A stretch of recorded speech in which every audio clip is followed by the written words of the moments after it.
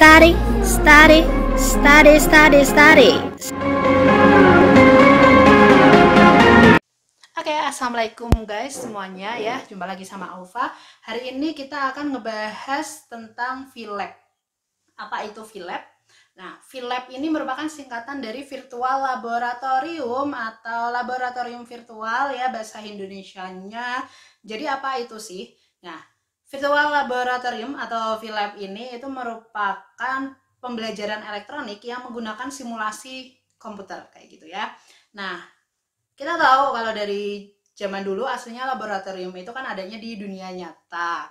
Kenapa dikembangin ini? Nah, semakin berkembangnya teknologi pasti manusia kan akan mengembangkan ya semuanya kayak gitulah ya. Nah, intinya virtual laboratorium ini seiring waktu ternyata dia tuh dibutuhin. Kenapa dibutuhin nanti akan aku kasih fungsi-fungsinya di akhir ya.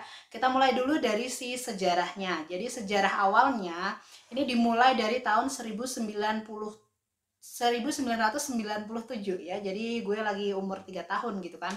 Nah, ini ada yang namanya laboratorium fisiologi virtual. Dimulai dari ilmu fisiologi, guys. Oke, itu dimulai dulu tahun 97. Nah, pada tahun 98 ya, 1998 itu mulailah dikembangkan si laboratorium ini.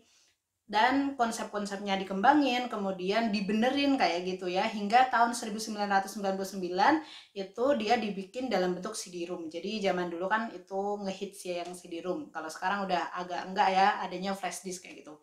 Nah, setelah dikembangin di CD-ROM ini, selain di ilmu fisiologi, mulailah muncul-muncul VLab lain dan dikembangin di ilmu lain, contohnya kayak ilmu hayati, kemudian seni, sastra. Nah, jadi mulai tahun-tahun berikutnya itu VLab itu nggak hanya ada di fisiologi aja, tetapi juga ilmu pengetahuan lain kayak ilmu pengetahuan alam ataupun ilmu pengetahuan sosial kayak gitu. Nah, fungsi utamanya buat apa? Di sini aku akan ngasih 5 fungsi dari VLab ini ya. Kenapa dia dibutuhin di dunia ini? Oke, yang pertama kita akan mulai ya. Yang pertama yaitu dia tidak berbahaya. Jadi kalau dalam laboratorium asli itu kan dia pasti ada yang namanya bahaya-bahaya teknis kayak gitu ya. Contohnya misalkan kalau di kimia ada kebakaran atau misalkan panas kayak gitu ya, itu kan agak bahaya. Untuk menguranginya kita mulai dulu simulasinya di secara komputer.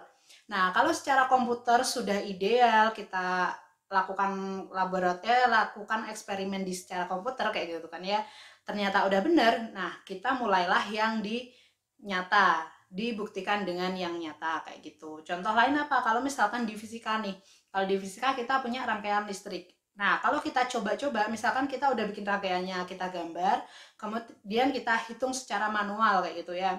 Lalu kalau kita coba di yang asli, kan kemungkinan kecil atau besar akan terjadi yang namanya konsleting atau apapun, misalkan si resistornya terbakar. Jarang si resistor ya, misalkan kapasitornya atau apapun yang terbakar kayak itu kan bahaya. Makanya kita mulai dengan yang VLab dulu, kita bikin rangkaiannya di VLab. Nah, secara ideal ternyata dia udah bener nih, nggak ada konsleting pada rangkaian yang kita bikin, barulah kita pakai yang nyata kayak gitu. Nah, yang kedua itu adalah aksesnya mudah dan fleksibel. Jadi kalau untuk yang guru-guru ya, itu siswanya itu akan mudah mengakses ya, mau dari manapun, dari rumah, mau dari sekolah kayak gitu, secara bersama-sama maupun secara individu kita bisa makainya. Nah, apalagi di era corona ini gitu ya, pandemi, kita mulainya pembelajaran itu dari rumah. Jadi jangan sampai siswa kita itu tidak bisa praktikum hanya karena mereka itu PJJ gitu ya, pembelajaran jarak jauh.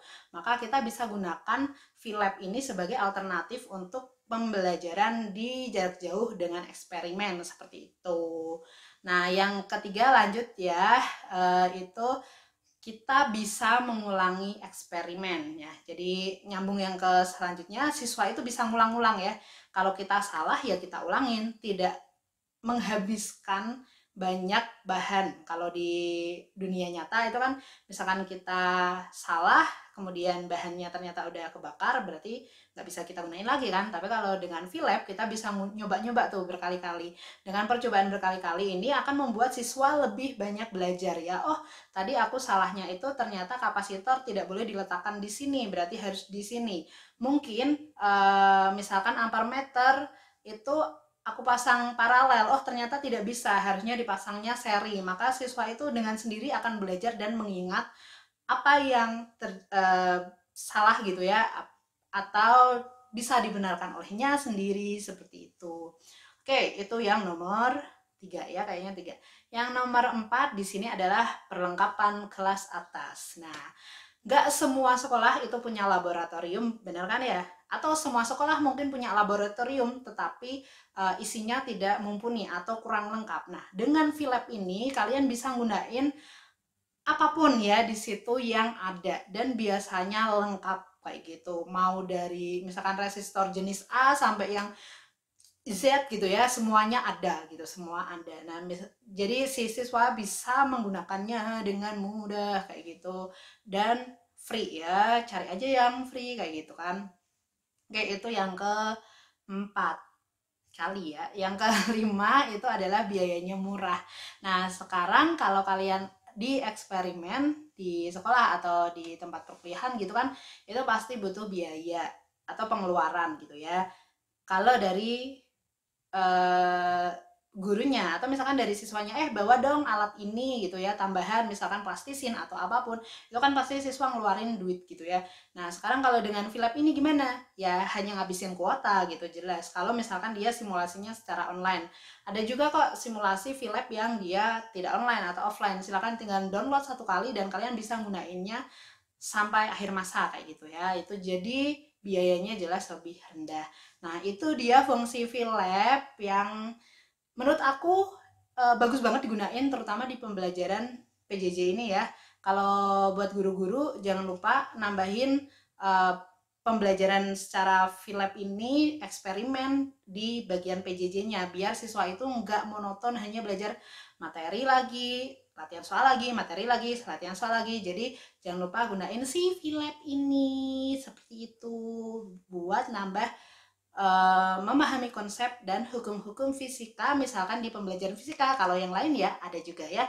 Nah, untuk video selanjutnya nanti aku akan bikin beberapa VLab yang ada ya di dunia ini, terutama di fisika ya. Oke, itu aja video kali ini. Jangan lupa subscribe, like, and comment. Tonton terus channelnya Alfa. Assalamualaikum warahmatullahi wabarakatuh.